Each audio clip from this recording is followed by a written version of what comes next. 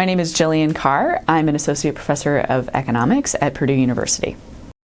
So economic policy primarily impacts crime through the fact that it impacts people's resources, and resource acquisition is a huge driver of crime.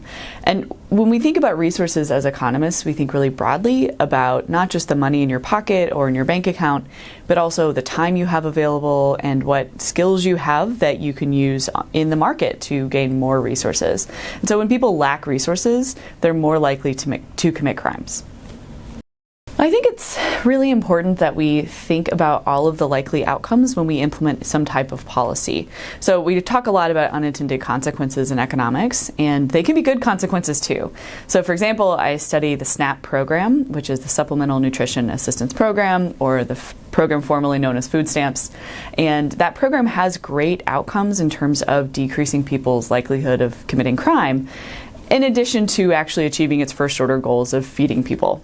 So when we think about the greater picture, we can decide how good a program is, how successful it is, and most importantly, whether it's worth doing. So I've done quite a bit of research on SNAP, and a lot of my work in that space deals with this issue of SNAP-induced scarcity, where we look at these cycles of resource availability that families experience through the program. We find that at times when they have more resources, a lot of good things happen. They commit less crime, kids do better in school, things like that. And we can tell that because when they experience scarcity, those good effects kind of go away. And so we know that there's good effects coming from this program, from these additional resources that families have, and potentially expanding programs like that can sort of get more of these positive outcomes. Yeah, so these unintended consequences are super important, and they're very much in this wheelhouse of what economists do as we think about what could go wrong if we're not thinking through the whole issue. So juvenile curfews are an interesting example of this. I did a study a couple of years ago with a colleague, and we focused on a curfew in Washington D.C. where we actually had a really neat way of observing crime in a way that's not impacted by reporting.